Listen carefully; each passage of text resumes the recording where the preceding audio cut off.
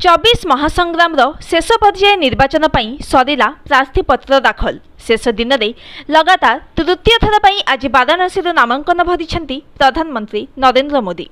जिलापाल ऑफिस को जाई प्रार्थीपत्र दाखल करने बेले तांको सहित उत्तर प्रदेश मुख्यमंत्री योगी आदित्यनाथ और विशिष्ट ज्योतिष पंडित गणेश्वर शास्त्री द्राविड़ उपस्थित थिले। तृतीय थर लगी उत्तर प्रदेश वाराणसी नामांकन भरिले प्रधानमंत्री नरेंद्र मोदी।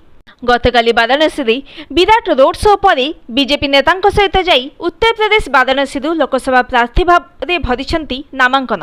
एही अवसर में मोदी कहिसेंती काशी सहित तांकर संपर्क बहुत निबिड़। निर्वाचन तो आसीबो जीवो किंतु काशी सहित तांकर संपर्क हृदयर। गंगा माता तांको पोष्य पुत्र भाव ग्रहण करिथिबा मोदी कहिसेंती।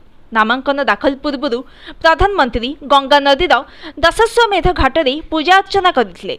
एथिसहित काल भैरव